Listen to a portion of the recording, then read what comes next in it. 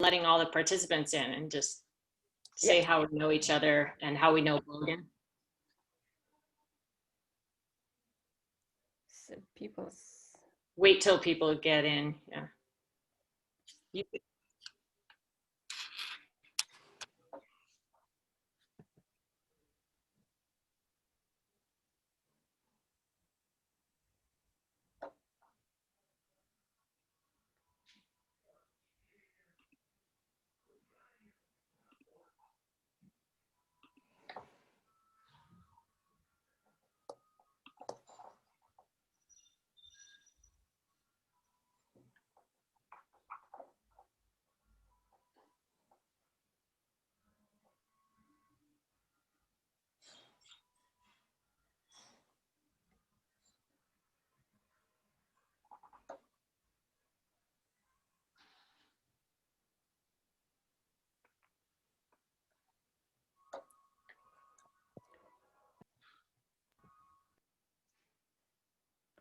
I'll be back.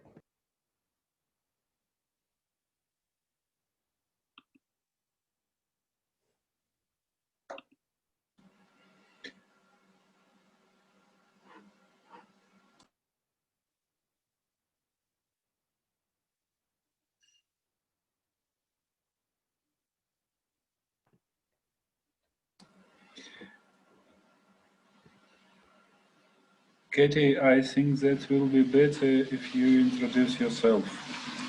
Okay. And do you want me to go ahead and start? Please repeat your. Should I start my presentation? Yeah, of course. I think you can. All right, welcome everyone in Central Asia to California. Hi all. Hello. So it's a little early here, but I just want to kick off my presentation with a really quick, let's see, I need my other window.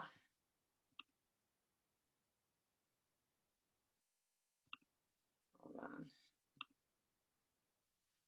A really quick demo. If you see my screen, do you see a blue screen in the background? Yeah. All right, so this little microbit, we're going to do some hands-on things. About 10 participants received one of these. At the end of the session, I'm going to show you how to turn these into web things. So I don't know if you noticed, but I just turned on my LEDs. This is just a wireless extender to a microbit with a battery, and I can even make it sing for us. It's singing happy birthday.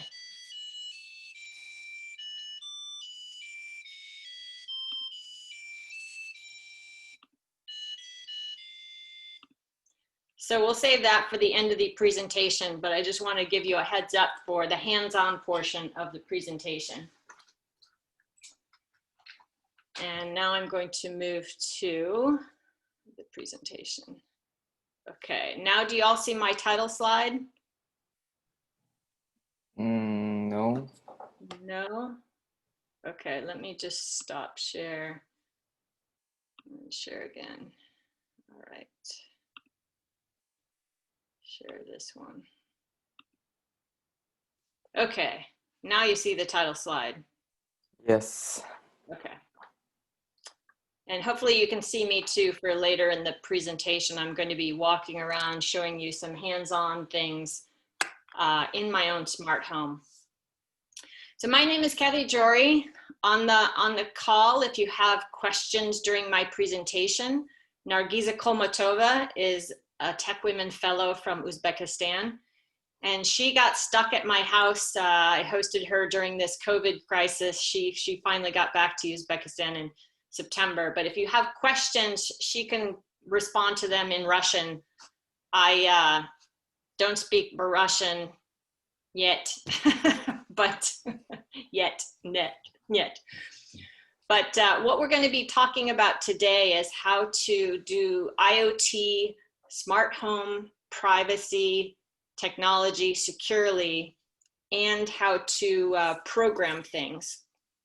I'll be showing off a Raspberry Pi controlling my smart home without dependency on any big technology companies. No Google, no Apple, no Amazon have my data.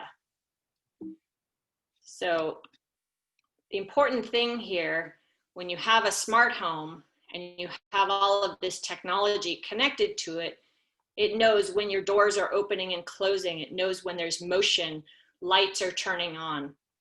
You can even unlock and lock doors. So security is obviously important. You don't want hackers being able to access your home through, hacking into your network or using your network to launch attacks on other networks.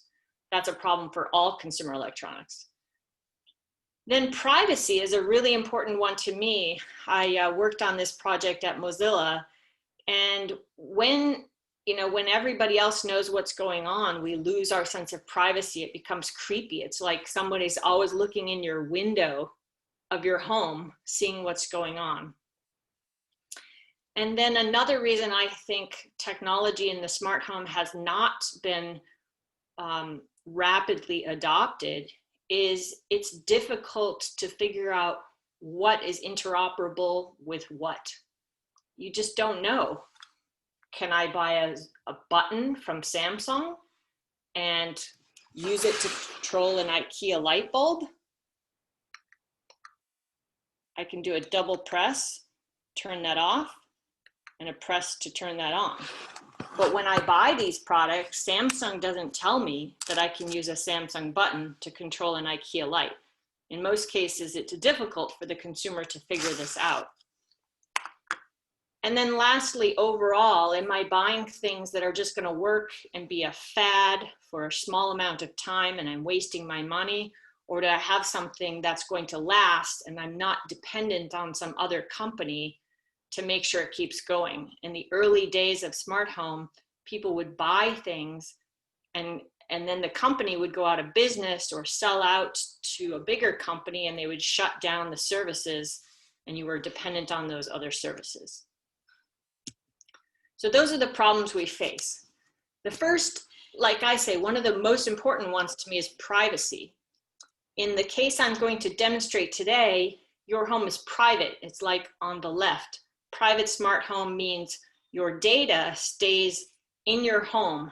It's literally staying on this Raspberry Pi. And when I need to access it from the outside, when I'm away from home, I can simply pull up, my phone and see what's going on. In fact, this little light desk lamp again on my counter, I can tap this and remotely turn it on and off. So you have all the access through a web browser anywhere, but this web browser is actually connecting to the hub that's in my living room. It's not going out to some other data center. Most vendors, when you buy their equipment, your device talks to their cloud and then your smartphone talks to their cloud. And the other problem with that is that you get a different app. I get different apps for all these different devices and I have to go into all these different apps just to access each one individually. And they make it nearly impossible to use one device to control another device. So we'll show you how rules can make that easy. So that's where interoperability becomes important. There's a new initiative called CHIP, Connected Home over IP, but it's not available in the market yet. So far, there's been Zigbee, Z-Wave, Bluetooth HomeKit, Weave, Wi-Fi, other IP devices. What we did at Mozilla is we adopted the W3C Web of Things initiative and tied all of these devices together at the application layer of the web using JSON descriptions. So JavaScript object notation. JSON is the definition of things.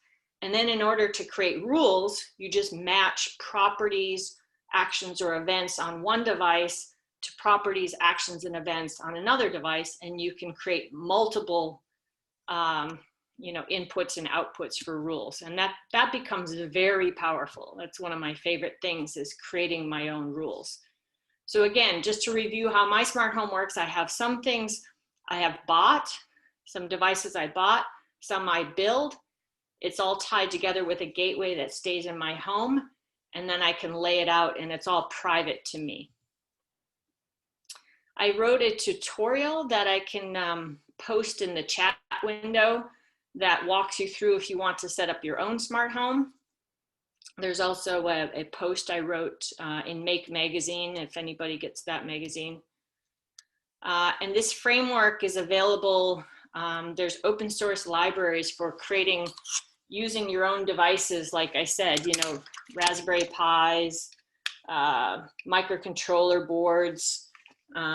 There's all sorts of goodies that you can buy and turn these types of things into web things, and you can use Python and JavaScript, and what I'm going to be showing off something called Microblocks. So there's a lot of different ways you can use this framework, and this is just the W3C Web of Things framework. So when I demonstrate it today, I'll show how to use one of these microbits that 10 of you have received, and it's very fun. It's a program called Microblocks, and it's very simple. What I show on these blocks, you set a thing name, the capabilities, properties, and you go. Behind the blocks is JSON. So the blocks, all they do is simplify that JSON. So you select something to be a light or a door sensor or an on-off switch, and it generates the JSON for you behind the scenes. And some of these other libraries do the same thing. They generate the JSON. So I will be showing Microblocks. I encourage you, anyone who has the microbit, to go to microblocks.fun. We're going to be programming these little guys. And then behind Microblocks, the easy blocks-based language is actually C++, and there's a virtual machine that runs on these things. And the virtual machine is actually translating and running the blocks in bytecode on the device so that you can untether it and take it somewhere else. And that virtual machine is built using a great tool called Platform.io, platformio.org. So now, without further ado, it's demo time. And what demo time means, I've already kind of showed you some of the secrets here, where a double press turns it off, a single press turns it on. This button even has a long press that I can use to go full brightness. So I'm going to switch my screen share now and pop up my web browser, this one, to the gateway. Okay, so now you should see, this is the desk lamp that's right next to my laptop here. So if I turn the brightness down, should turn less bright, and I can turn it off. So now I'm going to walk around the house and just show you a few things. And by the way, this little desk button, if I open up and show you what's inside, it also knows temperature, it has a voltage, it knows low battery, and you can see when I press it or single press right there, it also has an events log that you can see. It shows that I just pressed it, I long pressed it, double pressed. You can see these actions occurring as I do them. So this device actually has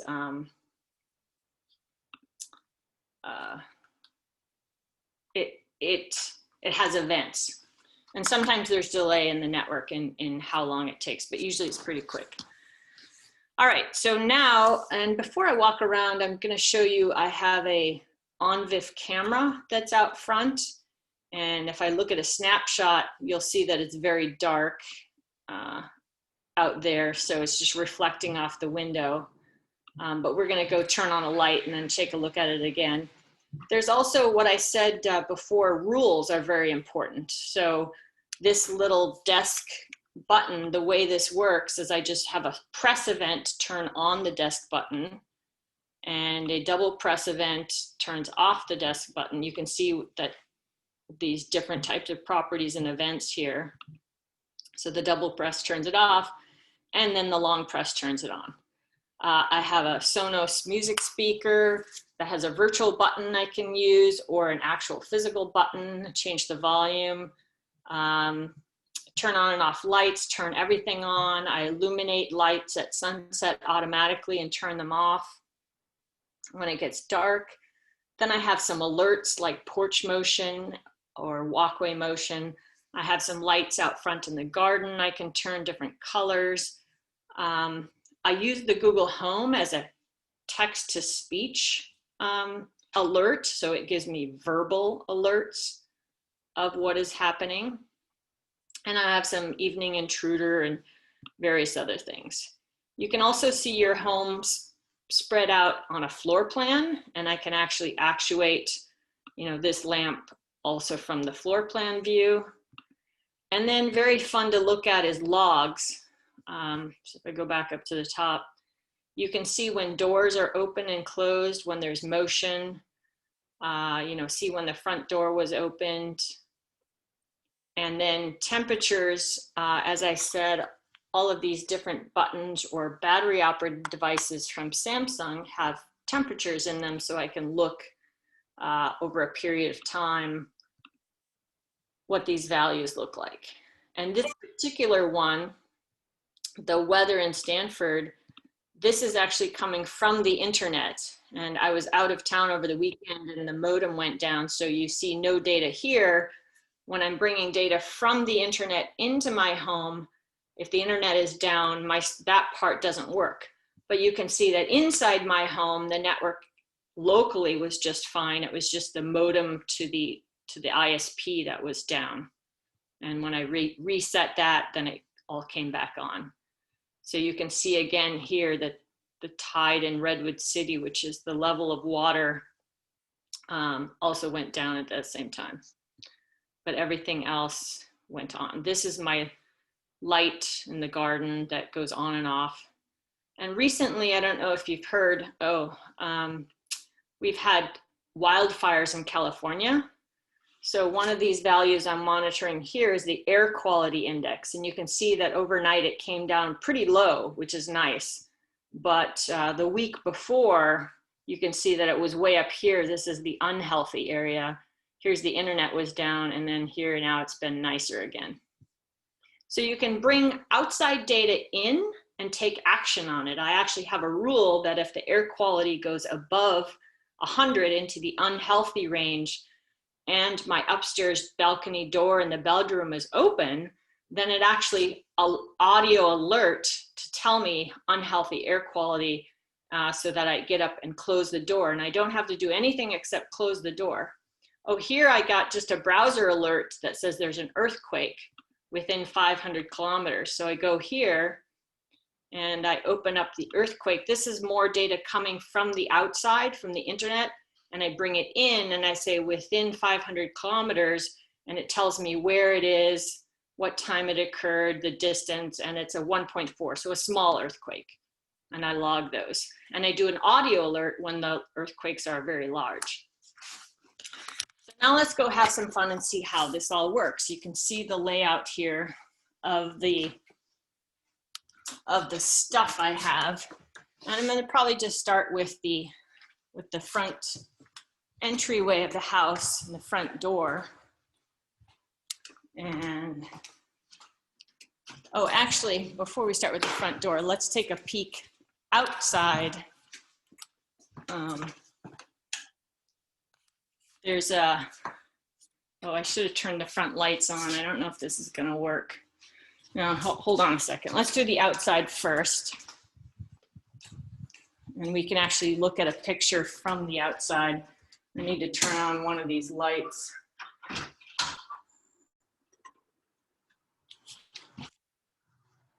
Okay. So now I'm outside the front door. You see that there should be porch area motion, and there's probably also going to be walkway area motion. And then there's a light called garden, which is these LEDs right here.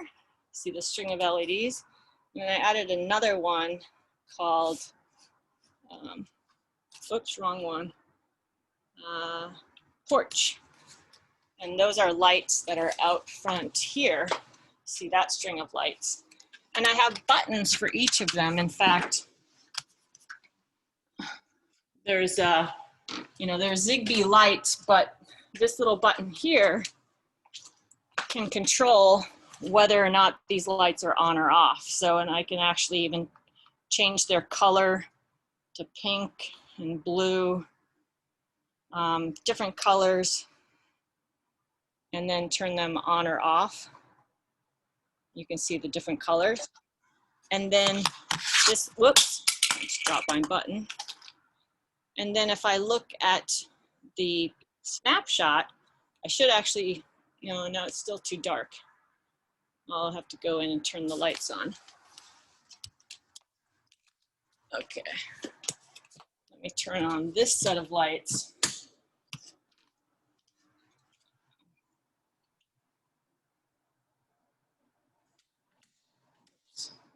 This set of lights, there we go. Now you can see from inside the house, if I look at the snapshot picture, I need to turn those lights off. One of these days I'll get this right. Sorry, I'm not used to doing this demo in the dark. Okay, so let's do this. Let's turn off this light. And now close this up. Take a look again. It's all whited out. Huh, I don't know what it's doing now. I lost the view, so we'll come back to that one. Try one more time. I've never had that happen. Okay, so getting back to that, when you open up these various, the garden light, I could go in and manually change the color too with my web browser. I could change it back to some light color like that. Now I'm going to show you the hub of it all, which is sitting right here on my desk, and that's a little Raspberry Pi. It has a Zigbee dongle, this little USB dongle called a Conbi 2. And it is, that's the Zigbee device for things like this motion sensor. So if you see the TV area motion, that's this one. This little speaker is something I can talk into to use my voice. This is a Xiaomi button, also a Zigbee button. Here's my Google Home I can use to announce things. So let's try the,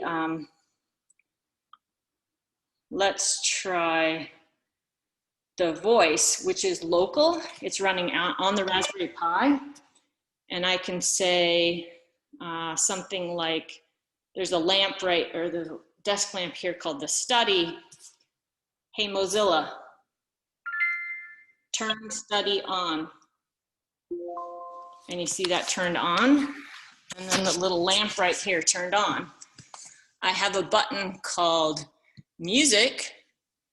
I can use to turn on the Sonos music here. And then this guy is now playing. You can see, and I can turn that. And so I can use my voice to turn on and off the music, or I have a physical button right here, and I can use this also to turn on the music. And then if you have things with properties like light, you can say, hey Mozilla, turn study blue. And you can see that you can change colors or brightness. You can even ask questions like, is the door open? And is the sink dry? And things like that. So that's pretty cool. And then there's another door sensor right here. This is a Samsung Smartthings door sensor. And it, if I open this door, you should see that go. This door just opened right up here. And again, you see that it has temperature. So that's one of the other things I monitor on this door is the temperature. So you see this door open and then close. And I have some smart plugs down there. I have from IKEA, this is a motion sensor. So you see this is the back deck motion sensor. And then there's another button right next to it that I'm going to use to turn on the string. And you can see now that the outdoor deck lighting turns on with a press and off with a double press, just like my lamp inside the office. So that's really handy. And then if I go over here and I have a whole bunch of lights on now, I use this 1 second pulse. I have two buttons, one called house, one called everything. And they're virtual buttons, they're just rules. So I can say, hey Mozilla, turn everything off.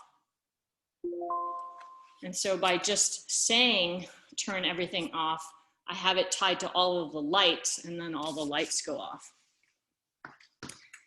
And then one of the last things I forgot to mention the Google Home. Okay, so there's various alerts that I have tied to this little Google Home right here. So that when there's bad air quality, it lets me know. If there's walkway motion or porch motion, there's a leak detected. So let's just pretend that the leak detected under the sink. I have a rule that every 2 minutes, it's going to announce this until I make the leak sensor go dry. So let's see if I press this. Hello. What happened? Let's see.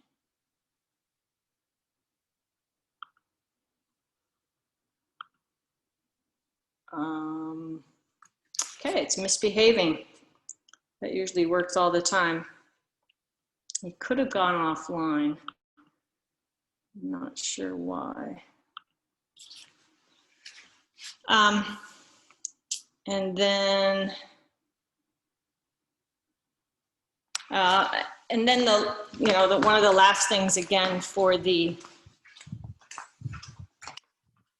just various physical alerts, I added a new doorway. This is a sliding glass door. I don't know if you can see. Let me turn on the light here. There's a little door sensor on a sliding glass door so that when we're upstairs sleeping at night, if you open this, then that door, this game slider is detected. And I have it set that at between 10 p.m. and 6 a.m., if that door opens, then it's going to announce on the Google Home upstairs and downstairs. Let's see if this one will work.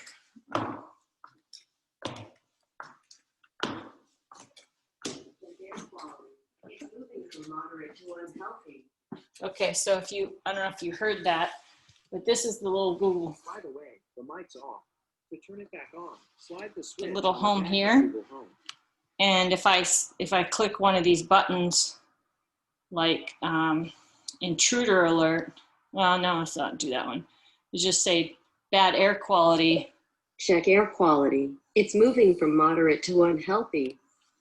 So if, and this is where the upstairs door, if this door is open, which it is, and it went to bad air quality, then let me just show you. That's this door right here. Then if I close the door, then that rule won't fire. So I'll show you that rule right here is, let's see, where's the bad air quality? Right here. Oh no, that's just when the air quality is bad. When the air quality is, and the door is open, you see that if the air quality is over 100 and the door is open and it's an even minute, then do this announcement. So it will keep doing it every even minute until I actually shut that door. Sorry, I should have turned on more lights around here before showing these things off.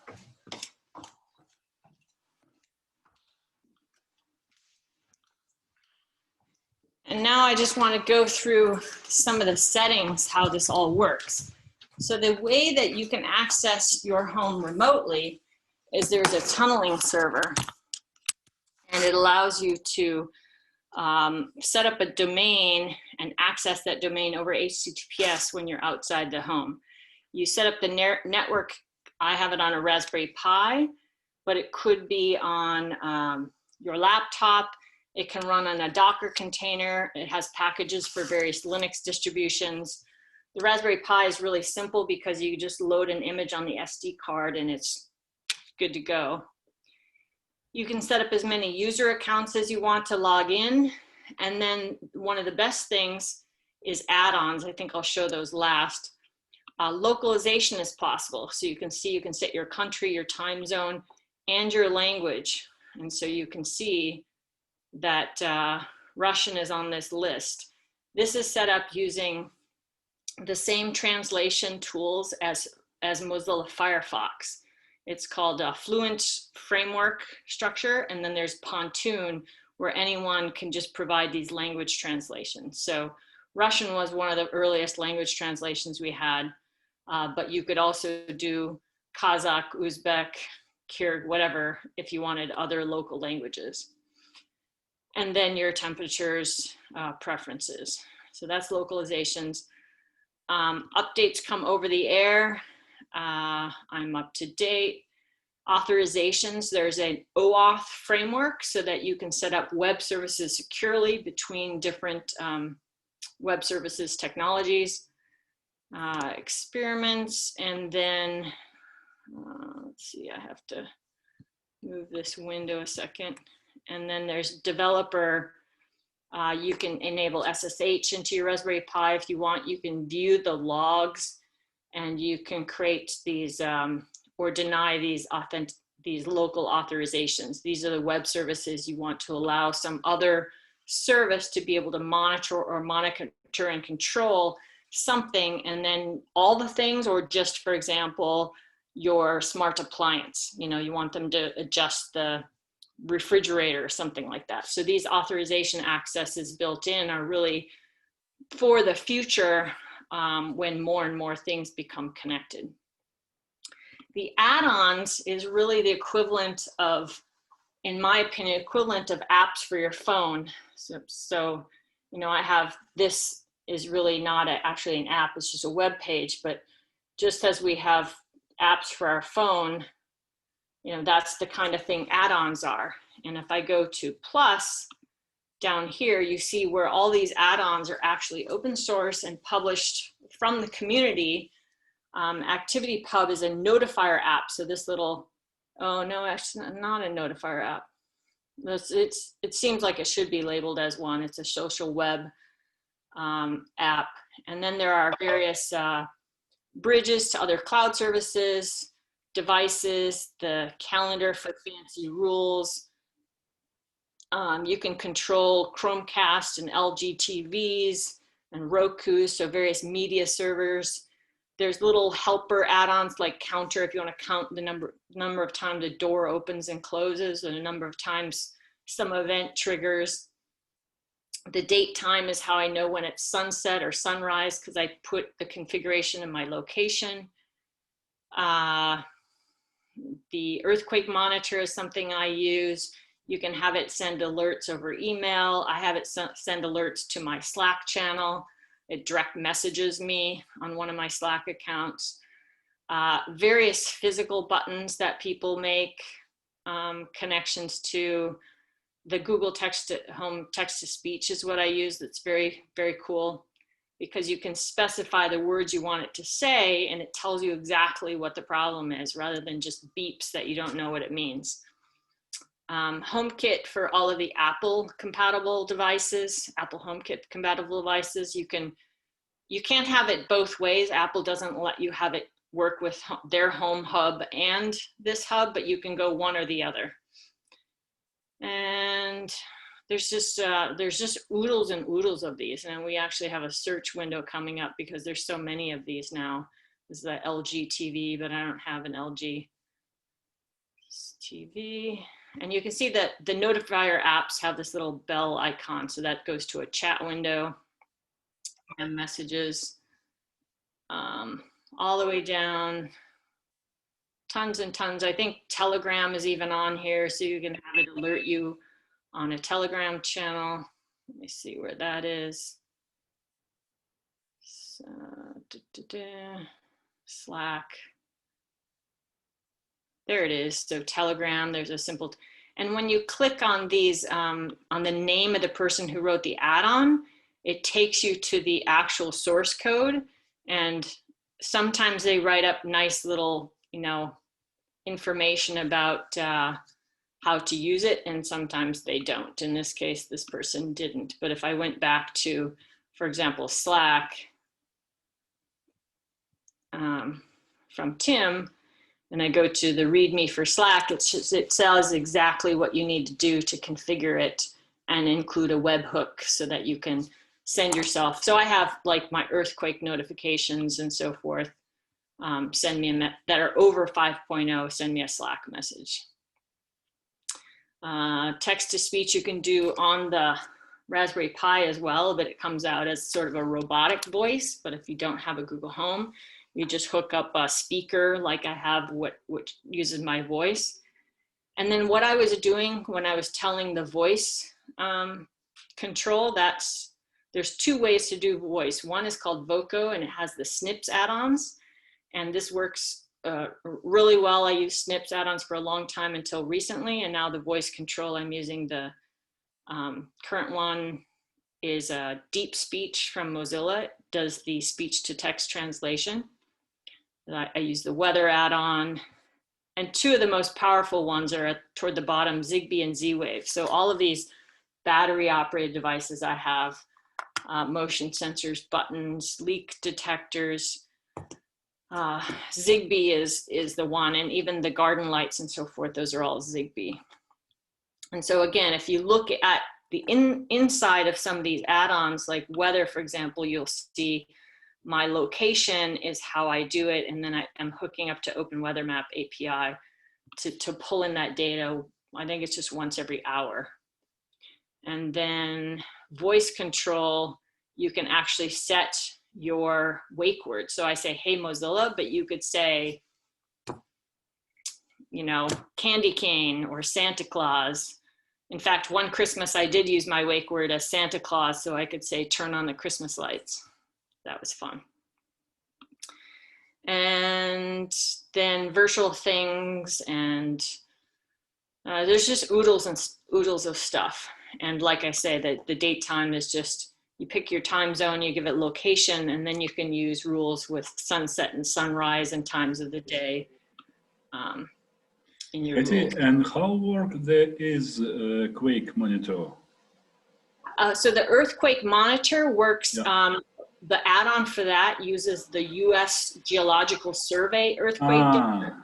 Yeah, So if okay. you have USGS, you can add it. So if you have equivalents to USGS, any sort of web data from the internet that can be accessible over web services can be. Okay, I understand. Yeah, thank you. In fact, just recently when we had the wildfires occur, I reached out to one of our really good add-on developers, Tim Halhaki in Germany, and he wrote this add-on basically for me, just for fun. I didn't pay him or anything. He was just great. And he pulls the sensors from a site called Purple Air, and you specify again your location and the distance around your location of looking at sensors, and then you pull in any of the sensors you want near your house, and then I can monitor not only the PM 2.5, the air quality, but it also or the air quality index, but it also knows temperature and humidity in these places. So it's really fantastic. Yeah. And this is the, for example, the internet weather at my location also tells me if it's raining or snowing. And so I can, if I have my automatic sprinklers and it's already raining, I could say, don't turn on the sprinklers if it's already raining. Or I could have a moisture sensor in the ground. And there's just all sorts of cool things you can do. You could do something that based on wind speed, whether to do something or not. Yeah, that's interesting. Yeah. So those are really fun things that you can do. And again, you have to go into each of the individual little splat icons, I call it, to see what a thing can do. This is a smart plug. It tells me the power, you know, if I turn it on, you can see it's connected to a fan and it will actually draw, you know, over 30 watts. And tell me how much energy. And that's something I could monitor also in the logs. I find the logs incredibly powerful to monitor data over time, you know, and see how things work. This is the leak detector. Again, has the temperature. Katie, I think that you need for full complete solar battery. Yeah, so I do have photovoltaic on the rooftop here, but the way it works here is I don't have a battery storage, so I have to take the power from the sun during the day, send it into the grid, and then take it back out. And then they compare the difference of the two. Yeah, all right. interesting. So now I have this little Raspberry Pi, one just like this, sitting on my desk. And I have my own little air quality sensor hooked up to a little microcontroller. And then I have a few other microcontrollers sitting over there. And for any of you who weren't sitting watching at the start of my talk, here's a set of LEDs. And I plug in the battery here. And this is my first demo of, you know, how you can create your own web things. This could be a standalone device that I could turn things on or off, and I can control it through the web. So if I turn the button and this is the happy birthday, then this is radioing over to another microcontroller, and I turn it, I don't know if you can see very well, I'll hold it next to here. So this is being turned on and turned off. And I can also play the music. I attached this little add-on board, has a speaker, so I can make it sing happy birthday. I think that we must say it. Oh, this is magic. It is sort of magic, that's true. But I'm also going to show you how easy this magic is. Okay, so I'm going to stop sharing so that I can share my application. So is anyone on the call who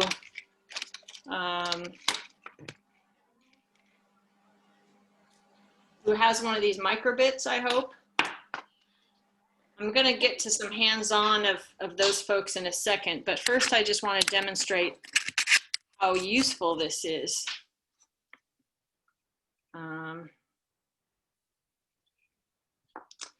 All right, I'll go back to here. I'm going to share my entire desktop now so that I can show you both applications.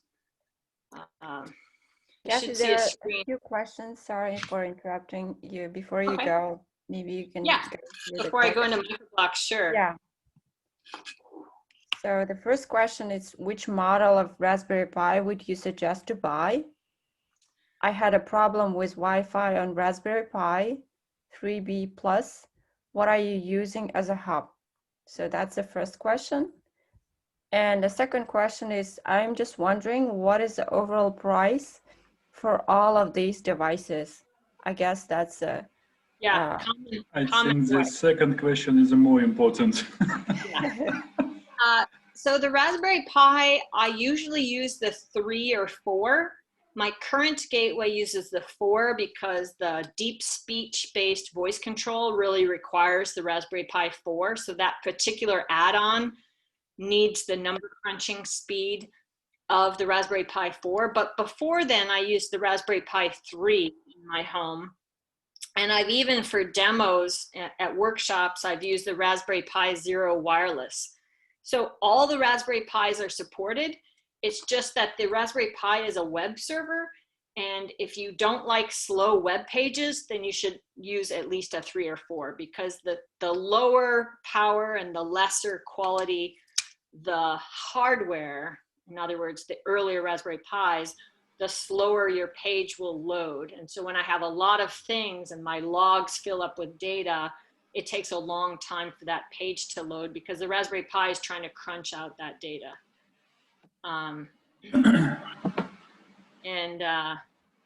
So that's, let me see if this actually, right, my time is bad. Okay, so, whoops, I didn't mean to do that. All right, so what we're gonna do, then the other question you had was cost. Yeah. So I want to look back here and show you this camera cost about $50. These Stanford air quality sensors cost me nothing, 0, because I'm pulling from the internet. So if you just want to pull all your data from the internet on weather, on air quality, on there's like tides in the seas and UV index, all that's free, no cost. The virtual buttons are free. This desk button is about $15. The string of lights is just a power outlet from IKEA. So that is $10. Let's see what else. So buttons, door sensors are probably $15 or $20. The Sonos speaker, of course, some of these are, you know, just regular, that's maybe $100. Smart light bulbs cost me anywhere from $10 to $20. I don't have the Philips Hue, but they're even more expensive, like $30. The Xiaomi detectors, like the door sensors and the motion sensors, are less than $10. Some of them are like $5 to $10, so they're pretty cheap.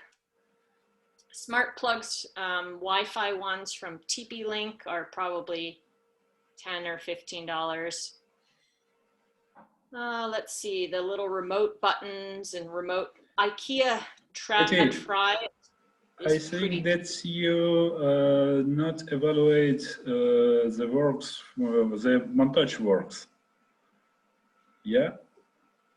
The amount of... Yeah, mountain box, yeah. Sorry, I didn't understand. I think that you, in your cost, you not evaluate the cost per mountain works, yeah? This is with mountain, yeah. You mean like mountain? I'm thinking of a mountain like a hill I climbed. No. Gary, it's about amount of work. Amount of work.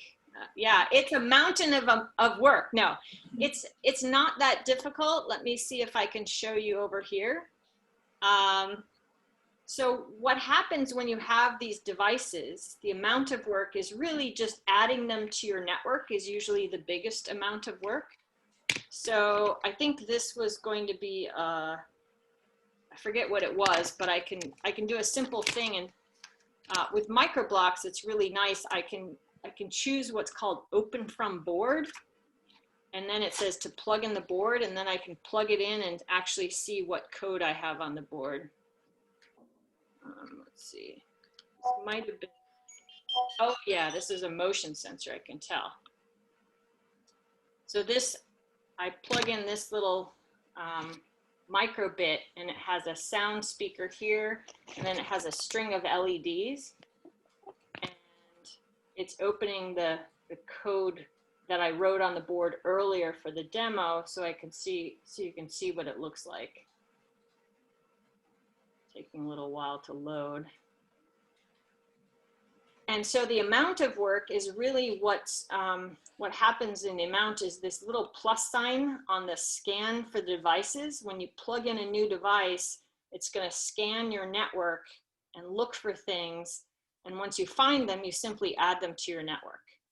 So that was what I was going to do with some of these. And so here this code loaded, it's a motion sensor. I have these 4 red blocks said is the thing name, the movement detector, that's a motion sensor. I can change the names of things or not. And so when I run this, let's see, run this on this device, then, oops, let me just try this again.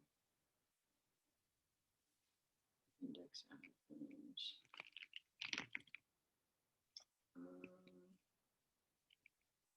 Hold on. Thought I just.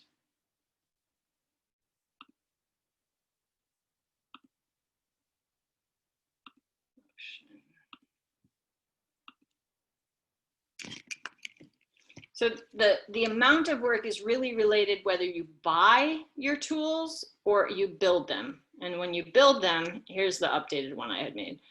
When you build them, it detects movement by shaking it. And so you can see that every time, if you would attach this to something, it has an accelerometer on it. And now that it's running, the beauty of Microblocks is I can just unplug this board and I plug it into the Raspberry Pi. The Raspberry Pi has USB ports. So now I plugged it in the Raspberry Pi, and over here, I press plus and it finds my movement detector.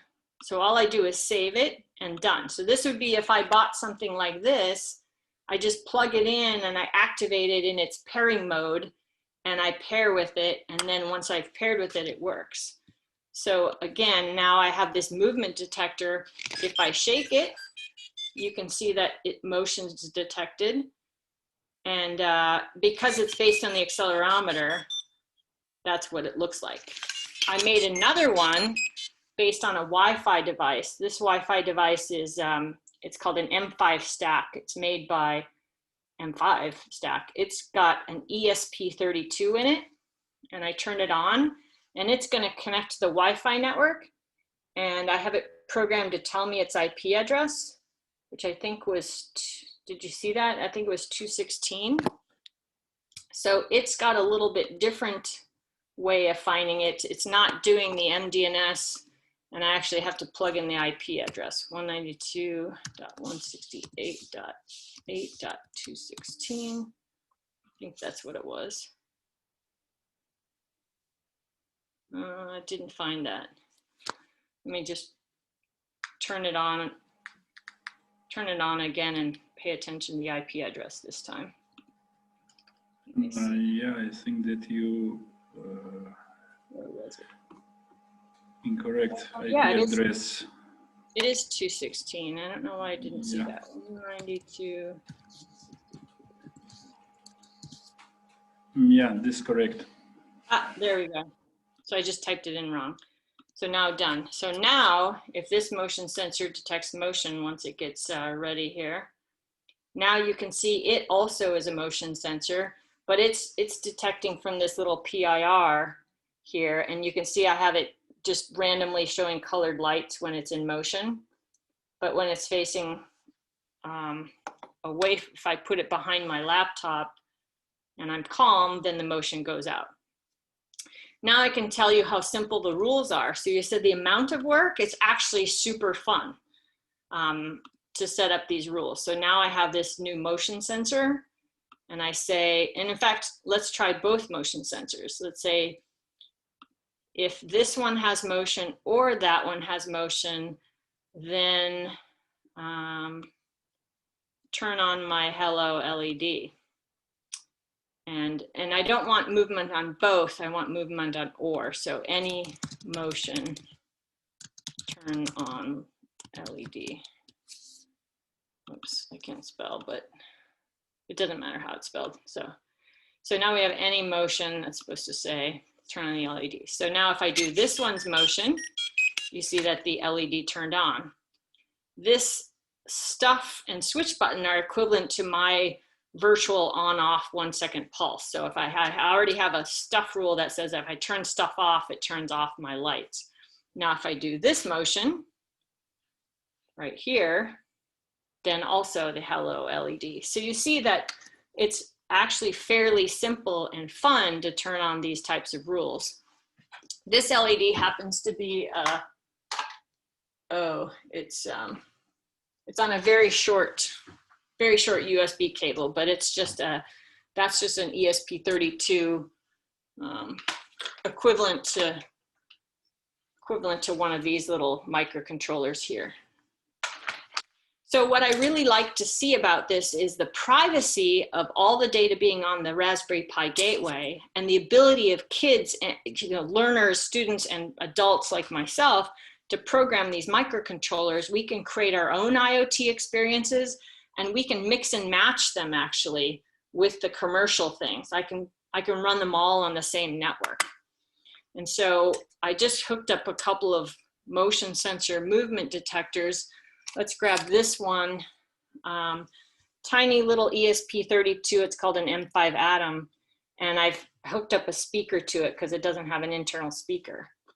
This one now is a doorbell, and in fact I need a longer USB cable.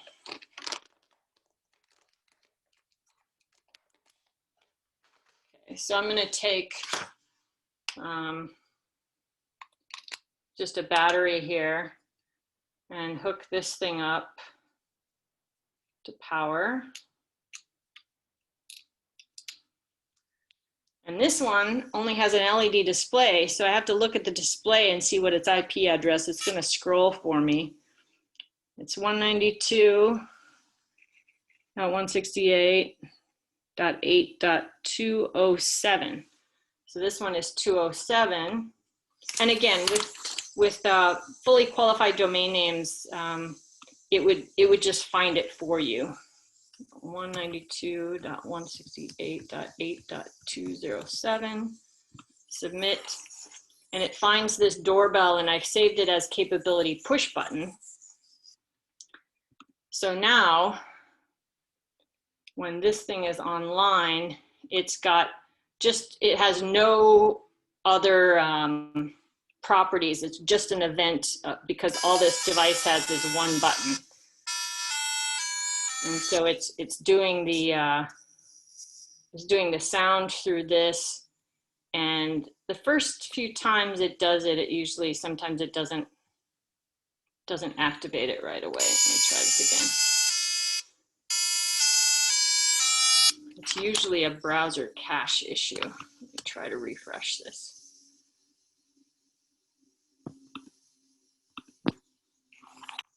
And so now again, we can do something, we could add this to our rule, my motion, and I could say, any motion or doorbell. And I could simply say, an event pressed. Now I have 3 things that can turn on the LED. See that press? Just turned on the hello LED. And this temperature light sensor is also, let's see, with my doorbell.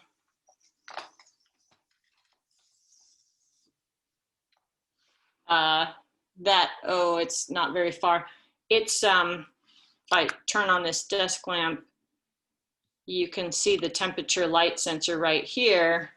And then again, I have logging of these data. I think I only have logged here the air quality and the temp and light sensor. But if I turn that to a minute basis, in fact, let's do this. Turn this to a minute basis. Then you can actually see when it's got light, and then I cover it and it goes lower. It's not a very fast demonstration, unfortunately, but it has the temperature setting, which doesn't change very frequently, and the light, if I cover it, you can see that value is going to go way down. If I cover it with my hand and then I uncover it and I point it to the light, you can see it go way back up. And I could, you know, I could have things like when the light goes low, when it's dark, like one of those automatic night lights, and the light level is low, then automatically turn on a little glowing night light or something. So those are all the fun things we can do here. Cassie, we've got more questions for you. Okay, let's do some questions, and then I'm gonna go, my movement detector, then I'm gonna go and see if we can find the people with the microbits and show how we can program them. Mm-hmm. So the next question is for you is, what is a better Raspberry Pi or Arduino to start with IoT? So they serve two different purposes. A Raspberry Pi can do things like become a smart camera, or can do some of the edge machine learning and automation, and although in fact some of even these can do that.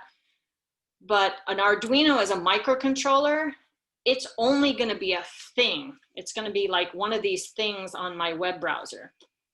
Today, I've been using the Raspberry Pi not as a thing, but as a hub for all of my things. It's running the web service that brings all of my things together. So this becomes, you know, just a core application processor running an application, whereas this becomes a thing, like a doorbell, a movement detector, a temp and light sensor. You know, the temp and light sensor is just running one of these with nothing else. So all of these things you see here are Arduino-like in that they are low-cost microcontrollers. And then Raspberry Pis can either be a very fat, expensive thing, or in my case, I'm using the Raspberry Pi as the hub as a command and control center for all of my things. So they serve two different purposes in my demonstrations here. Is there another question? Yeah, the last question, which company is better to buy sensors from? I know only Spark Fun. Oh, yeah, so I can't speak to Central Asia in particular, other than that when we bought these sensors to hand out to 10 lucky winners, I think Giori bought them from a Russian distributor. So if you want a microbit, you can go to microbit.org and you can see all the distributors and buy from them. In the US, there's Spark Fun, Adafruit builds stuff like this, DigiKey. I mean, I don't think that there's any distributor that is vastly better than another. There's OKDo in the UK through RS Components has distribution of a Raspberry Pi 4 kit that has pre-flashed the image of the gateway software on the micro SD card. So you just plug the micro SD card into the Raspberry Pi and away you go. And in fact, I have on my presentation slides, I need to post it in the chat window, a tutorial that I can link to. Maybe I should do that now. So, let's see. And then I have a lot of, I'll present a link to this presentation as well, because the other thing that people could volunteer for is the language translations for either Microblocks or WebThings. And I have some YouTube playlists. The iot.mozilla.org is really the place to start. That's going to move to webthings.io by the end of the year, but that's where it is right now. I think, let's see. Actually, let me close this one. Go back to this is where I have the speaker notes. Bear with me for 1 second. So I'm going to share a link to the slides. Let's see.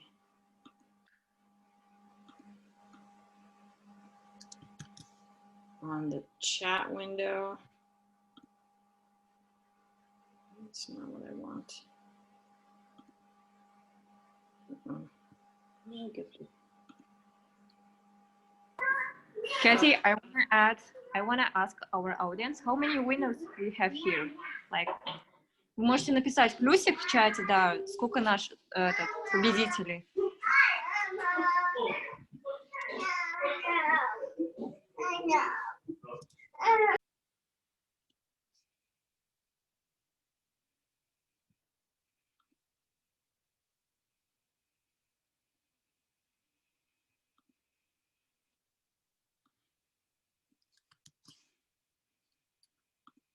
Did you find out how many winners? And then the Web Things Gateway tutorial is here.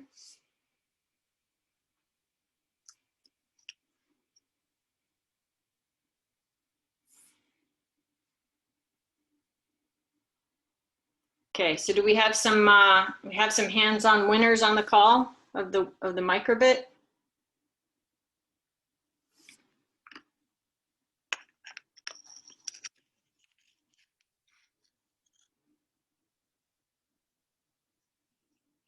I got one. Great.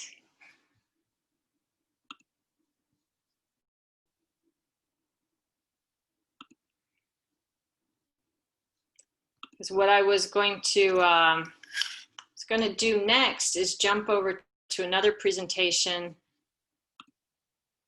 to show off how to get started with the microbit. So let me see if I can share once again.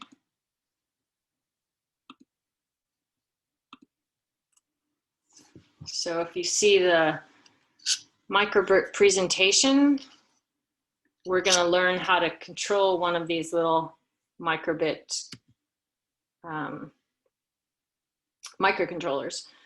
So the agenda is basically congrats, we're going to download, flash the virtual machine, run a quick test, and then I'll show you where more resources. On this slide, I should be able to share this slide deck as well. I've already shared it with Gauhar.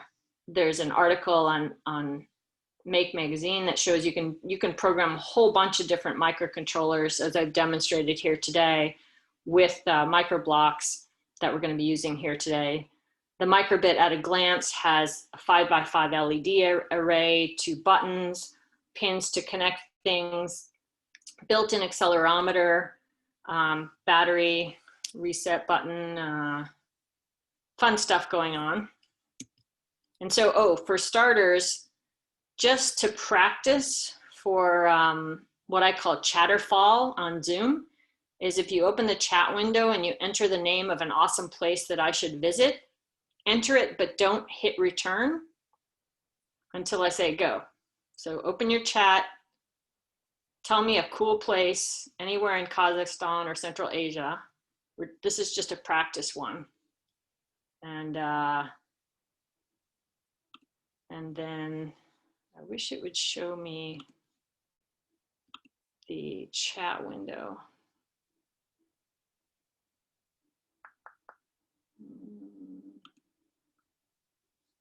Oh, maybe it's up here. There, that's where it is. Catch it, chat. There we go. Okay, you ready? 1, 2, 3, go. Bukhara, Charan Kanyan.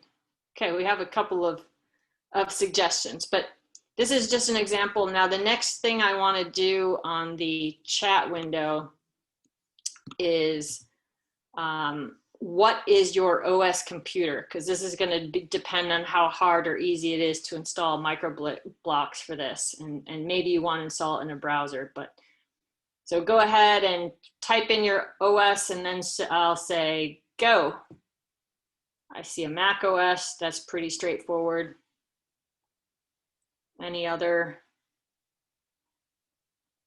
Okay, so there is a quick start guide that you can open from microblocks.fun's quick start. And their download getting started, you just open the web browser. In fact, I'll go ahead and do that as well. Let me just open up a new, whoops, go back. Open up a new browser window. I go to microblocks.fun. There's, in fact, there's a new microbit out. There's a getting started, get Microblocks. it has the information you download by just clicking on this, and it asks you to download the app, save the file. You'd save it to a folder like downloads, or I can just put it in my downloaded apps so it's easier to find. And then from my downloaded apps, I can double click, it extracts the file, and it pops the application, pops open the application. And then the very first time now, then I usually drag this into my applications folder, but I already have Microblocks running, so I'm not going to do that. But that's what would, the next step, if you're on a Mac, is drag that in the application folder. And we're not going to do that this time. And then you would double click it. The first time you open it, it asks you, you know, this is downloaded from the internet. Do you really want to open it? And you say, yes, I really want to open it. And then there are getting started instructions here, additional setup steps if you have Windows 7 or if you have Linux. But on a Mac, you just have to click through this open and then open it twice, actually. On Linux systems, you have to do the sudo command to join the dialog group so that you have serial port access. And then the next step, update firmware on board. If I go back here, you plug your microbit into your laptop and you select update firmware on board. So for example, I plug this microbit in and it says it doesn't have the latest firmware. Should I update it? And I say yes, because this one's already had an earlier version of the virtual machine. So you get a little rainbow swirl and the LED flashes on the back. And once it loads it and finishes, you usually get a pop-up that says you've disconnected your thing. But the real important thing you're looking for is right here, is this little green background USB port. That shows that your microbit is connected. And so if I say new, that shows that this board is connected. So for you guys, you'd go to update firmware on board. So I can just update it again, doesn't hurt anything. And here's my spinning rainbow. And as soon as it's connected, it usually auto loads 2 libraries when you start with new. And basic sensors, this thing has tilt, X, Y, and Z. It has acceleration. It has, remember I said light level. So if I point it at the light, it's really high. Point it down, it's really low. What's coolest about Microblocks is you just click something and it tells you the value. So I can get tilt X, Y, and Z. And if I change the position, I can see it in real time. So the first thing we usually do is we check, make this a tiny bit smaller. First thing we do, once we have this green circle, is we check with this set user LED on and off. And so over here, you'd find that in the output. I just drag this block over on, and I change one of the switch positions to off. And now if I click on this block, my LED turns on or my LED turns off, depending on which one I click. Now, if I disconnect the board, nothing's going to happen because there's no one to click the blocks. So what you want to do is you want to have an action or associate the blocks with something. I could just say when started, do something, or I could say when button A, when button B. Now, if I were to disconnect the block, I push A and the light goes on. I push B and the light goes off. So now I could disconnect the block, board, and plug in the battery.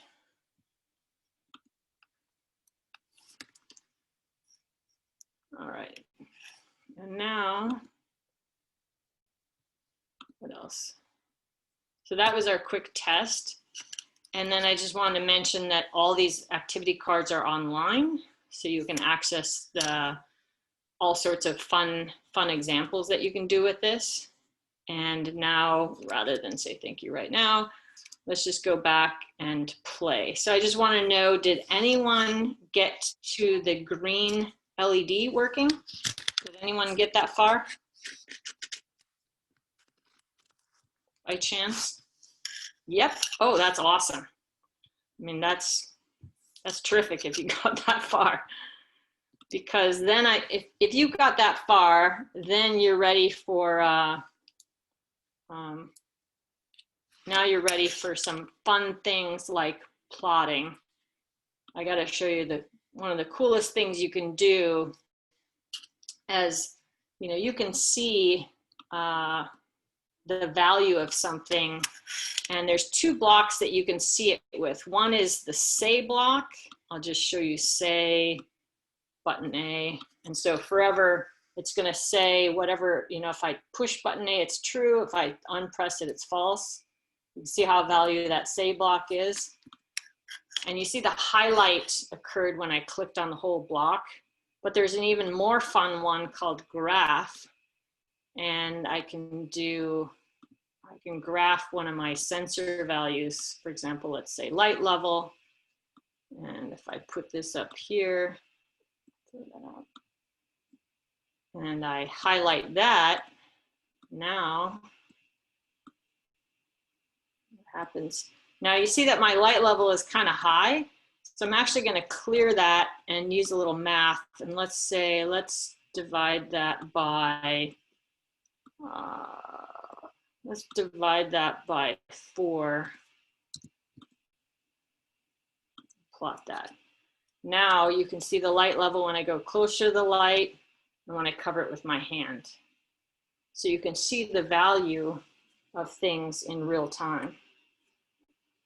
And then you can get to know different sensors. For example, I'll clear this graph, and instead of light level, let's plot the tilt sensors. Are really fun to plot, like tilt X and tilt Y. Oops, didn't mean to start that one.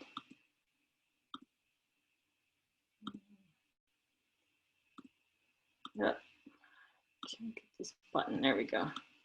Tilt Y, okay, clear graph.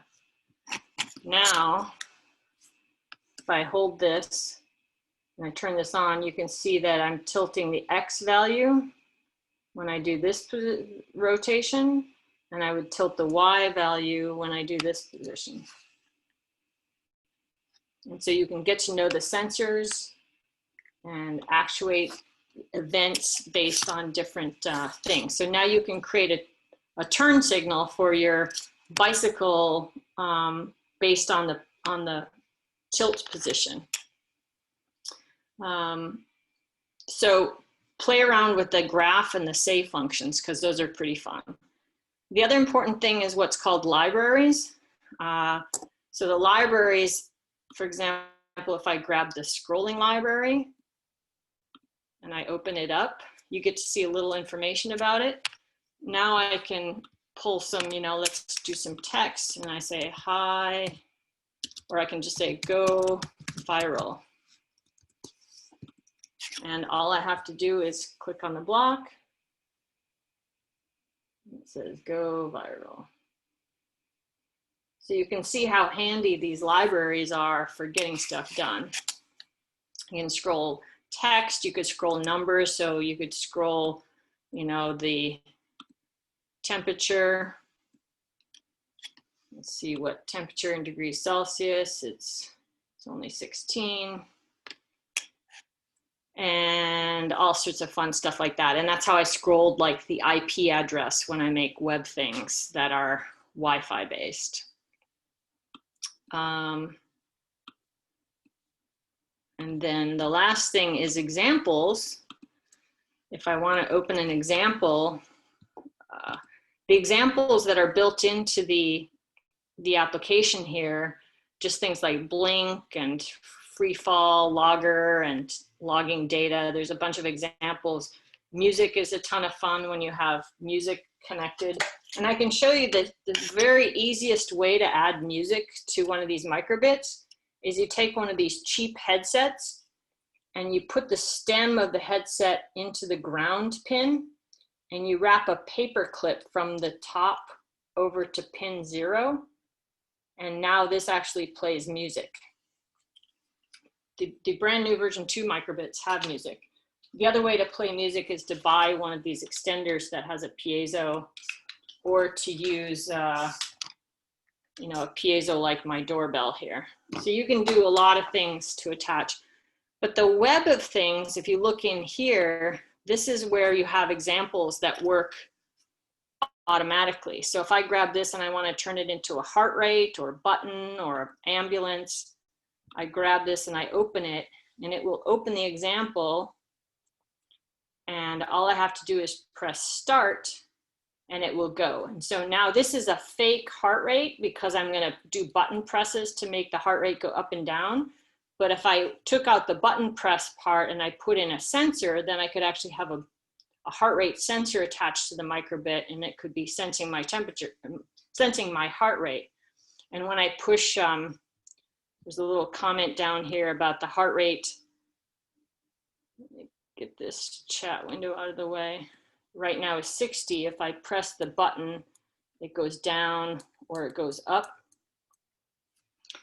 And the beauty of the web things is I just disconnect it once it's running. I plug it into my Raspberry Pi. So I go back here to my gateway and find my plus sign. So again, I find it finds the heart rate. I save it. I say done. And now I can actually monitor my heart rate through the web browser. So that's just a quick example of how you can do that. Now let's just go back to Microblocks. Take this one back. Start with something a little simpler. Let's see, what would be a good example? Let's see what I have in here. Actually,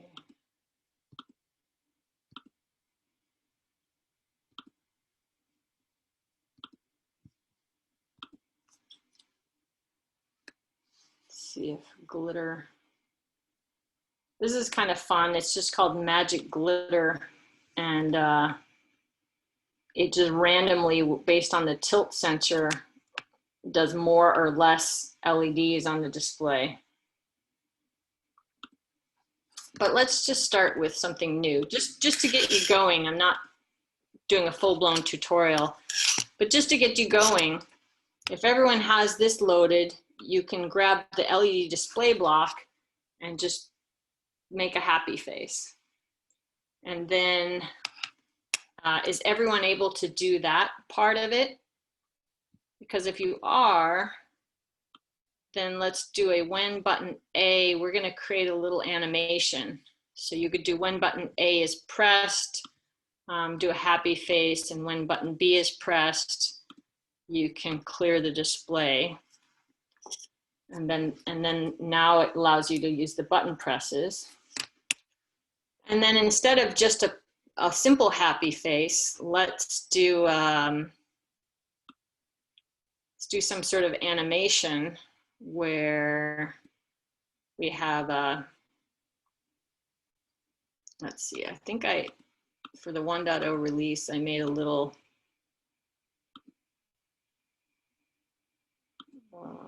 let's see, I think I made a little person. Try to make a dog or an airplane or a person or something. And then you put a little wait state. Oops. And then you would say duplicate all, and then, you know, do a different picture. It's a bad animation, but basically what I was trying to do is, you know, somebody waving with their arms up and down. And I've seen people make little dogs walking and all sorts of other things. And then instead of doing this forever, it could have just repeated it some number of times. It's probably even a better way to do it. Repeat this block 10 times. So while I do that, does anyone who has a microbit able to do these animations? And is anyone stuck? Yeah, we have one, Azamat. Mhm. He wrote down here that he did that. Done. Great. Does anyone want to show what they made? I can stop sharing for a moment. Does anyone want to show what they've made?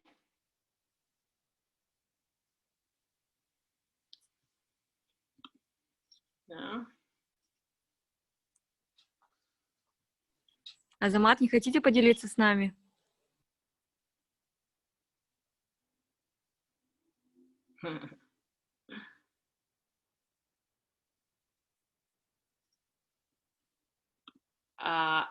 How do you return deleted blocks? There should be something when you right click in the gray space, you say undrop. So if you want to undrop something, I had dropped this forever block and I say undrop, it comes back, but I don't actually want it. So that's one way. Otherwise, try to just remember what you did. Another cool feature is that, you know, when this is made, and then I unplug it and I go do something somewhere and I forget what I've written to this board, there's a command up here called open from board. So let me just say new so you know I'm not cheating. So this is a clean slate. Now I say open from board and it says plug in the board. And this is one way you can share your code with other people. So I plugged in my board and now whatever blocks I had loaded on here will reappear, will be pulled from the board onto the display. It doesn't currently keep comments and it won't be formatted exactly the same, but now my code still works and my blocks, that's how you know the blocks are stored on the board. So for teachers, you could have pre-programmed boards, you could hand it out, and you could maybe have an exam question say, okay, it does a raise the hands, now make it move the feet and do jumping jacks. And the student would have to go in and modify the code, you know, to do jumping jacks and then hand it back to you or something. Actually, let me see.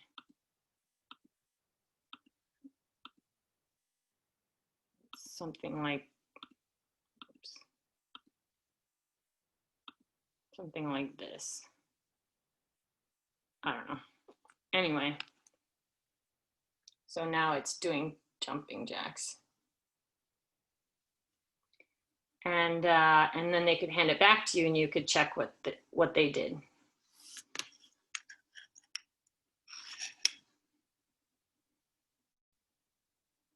Has anyone on this call ever used a microbit or a circuit playground? Anyone before? Because there's another program you can run on here called Make Code, but it's not live. It's not interactive. I think Microblocks is the best because it's fully interactive. You see exactly what you're doing. When you're ready, you unplug. All the other languages, you code the code and then you download everything to the board, sort of like an Arduino. And it's really hard to debug and it's hard to tell what's going on. And instead with these, it's all live and you can read the sensors right as you're building. And once you get it working the way you want, then you just go.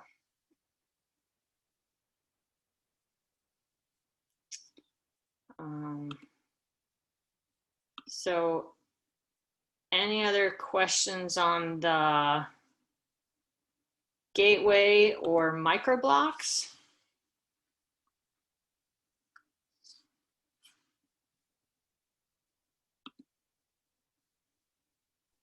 I have one question about what are the 5 essential devices for anyone to have at home, like smart home devices? Oh, okay. So essential devices for smart home. Sorry, I realized I wasn't sharing that last part. Essential devices, gosh, there's at least two main types of devices for me. One is convenience. Convenience is like, you know, do I want to turn things on and off and use my voice? For me, it might be convenience. For someone else, it might be more urgent, like they need to use their voice because they're unable to move to turn on a light switch or something. So for me, those might be convenience. And the other is like security. So physical security, so the door and motion sensors. And then there's just alerts like, you know, the smoke and the air quality. So there's like health. And then there would be, I'd say, a category of energy savings or resource savings, you know, like detecting leaks or detecting that something has been left powered on. So I don't know what's necessarily essential. They're all useful in some way. And what's more important to you? Do you want to save money? Do you want to be more safe? I live in a fairly safe neighborhood, but it's still peace of mind to have some of these little features. So sorry, I can't really answer that question because it's really dependent on what your circumstances are. And yet that's another very valuable thing about IoT is what I do with my system. It's not necessarily a mass market solution. So these individual rules and these individual preferences, it's hard for companies to say, oh, that's a multi-million-dollar market, we're going to make tons of money. Instead, this is a much more decentralized, personal experience to make these things valuable for yourself. And that's why I really encourage people to take on doing it themselves. And then once you learn, teach your friends. I've set these up for my family. You know, they are still technical. So having technical knowledge is helpful. But once you get used to it, it's pretty fun. And you'll spend, you know, very little time getting things set up where somebody else starts from scratch. But I think it's very personal, what's important to people. And that's one of the benefits of IoT. Let's see. I just want to share one more time my desktop. So I thought I was sharing before when I said, you know, I changed, I did open from board. I think I didn't share that, where I unplug this microbit, I say new, and then I select open from board, and I plug in the board. And now those blocks that were stored that work when I apply battery or anything else, I say open from board, and it tells me what I had loaded there. And then I could modify it and do something else. You know, I could change it and run it again. So you could create examples, hand them out to students or workshop attendees, have them hand them back and plug in the boards just to see what code's on them. And there are multiple languages. I should have shown this earlier, but you can see my blocks in Russian. And thanks to Nargiza did the update to the Russian translation.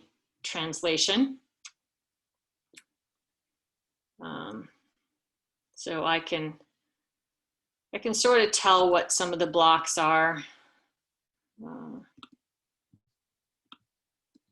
Even in this, not everything is fully translated, but you know, you can see the different things.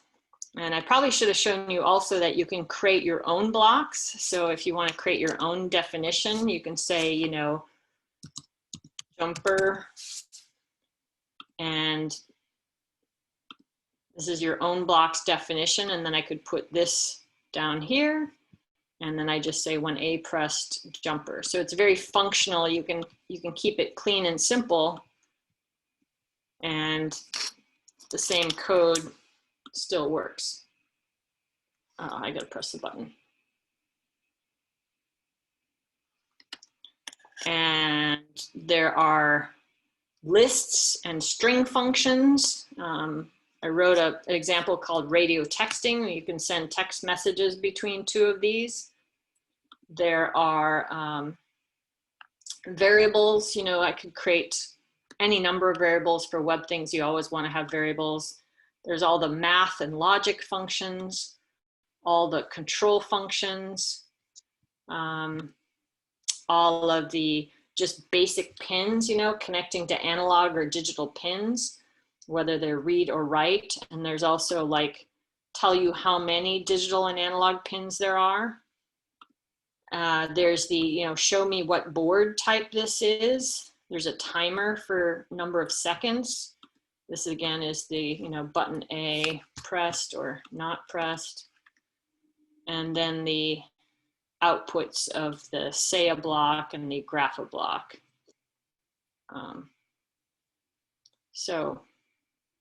And then under the Microblocks gear menu, there's also something called show advanced blocks, and you can do even more stuff in the advanced block section. There's files, examples, and menus, and the graph. And whenever you right click something, it shows you what you can do based on the right click there or the right click here. And you can save copies of all your scripts, for example, as a picture. It has a number of handy features. So there's some web service. You can pretend to be a gateway and see the JSON from the web things blocks. I could go on, but I think for now you should just get started. But you can look at this in many different languages. And here's the start web thing server. And you can see the firmware version. Any other questions? Да, ребят, если есть вопросы, задавайте. Does anyone have questions?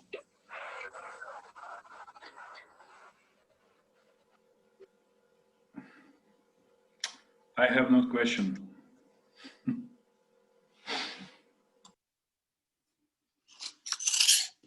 Okay, I hope you're all going to get started soon with all your new toys.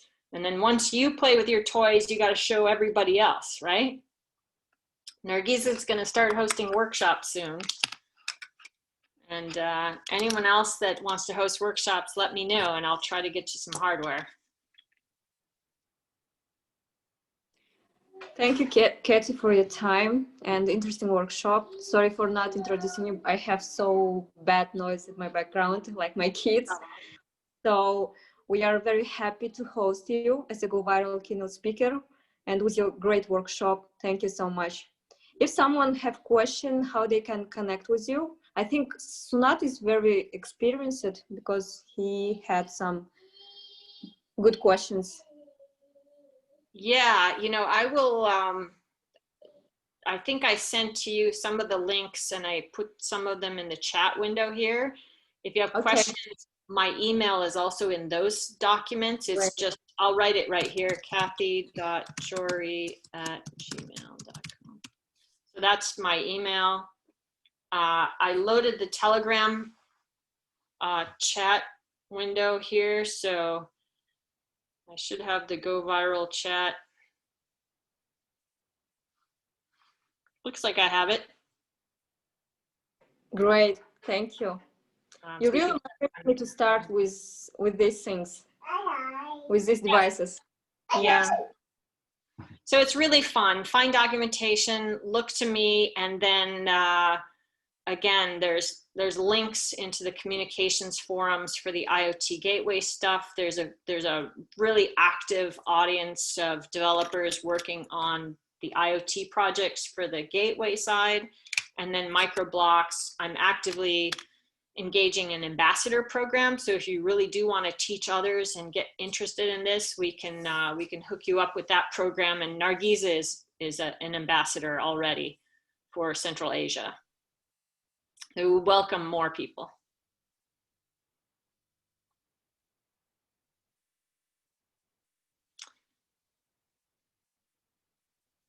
And again, the IoT stuff is just super fun and exciting. And the use cases are so diverse. That's why I think it's really important for regional people. It's like outsourced IT services. You can become an outsourced IoT services person and really have a leg up on everyone, because the use cases and the problems you're solving are small markets, and you're not going to have any competition from big companies. It's not like the cell phone market where, you know, there's billions of people who want one. It's very individual. The devices may be mass market, but the solutions are very personal and very regional and agricultural and medical and climate and industrial and energy resources. It's the gamut. It's really a great field to get into because I think there's so much value, and it's really your expertise that will make a difference. Katie, we have other questions if you look to the chat. Yeah. What's the difference between the M5 stack and other microcontrollers? Yeah, so the M5 stack is interesting. This is a ESP32 device, which this is also an ESP32 device, but you can see that this one is like breadboard ready and has a big display. This one is built in with a battery and built-in buttons. So it's kind of depends on whether you're in the creative stage or whether you're in the deployment stage. The M5 stack is one of the few that's sort of ready to go with a battery inside. This Circuit Playground from Adafruit is really nice. They have a couple more boards. This one has a microchip chip. This one actually has Nordic Semiconductor. It's the same chip as the Clue and the new Microbit version 2. So I'd say the Espressif ESP32, ESP8266, very cheap chips that have Wi-Fi, whereas the Nordic chips have a Bluetooth radio, and then some versions of boards like this one have no radio at all. So it really depends on your use case whether you need the radio functions. But microcontrollers, essentially on the microblocks.fun website, there's a board guide that shows you a lot of the different microcontrollers you can use. And if you look at the source code and the platform.io file, you'll see the different boards. There's also this board out of Spain, which can be turned into a rover or a robot. In fact, I have another. This is an ESP32 version. This is an ESP8266 little version of a rover. And these can all be controlled by Microblocks. And then because they have Wi-Fi, you could control them through the gateway as well. So once you get used to what you can do with Microblocks and get used to the hardware, you're gonna have a lot of fun. And then there's even other boards like this little Wemo. This has Wi-Fi. It's super cheap. So if you build your own solutions, you can buy these very cheap boards. These are just a couple dollars, and but they don't have any sensors or buttons or anything on them. So you have the added cost of adding your own components. Okay, is there another question? Students or professionals like programs or internships, Tech Women. Yeah, so Tech Women program is great. If you get involved with the Tech Women Fellows, you can contact each other and you can start programs of your own, and maybe workshops for adults, workshops for students, teach teachers, and then the teachers teach their students. I think there's all sorts of opportunities there, and you could reach out myself, Nargiza, Balgan, you know, just reach out to us and we can try to find more opportunities. Also find your local maker spaces or fab labs, some of them are called, get on mailing lists, follow different people's Twitter feeds, or at least I use Twitter more than Instagram or others. I'm also on LinkedIn. Yeah, just network, find people. Thank you, Katie. Maybe we can finish then. It was great to have you, to host you. Yeah, thank you. Yeah, have a great evening, everyone. Yeah, you too. Thank you. Yeah, I want to say thank you, Katie, for your Bye-bye. presentation. Спасибо, что были с нами. Будут вопросы, пишите, мы ответим. Thank you and goodbye. Goodbye.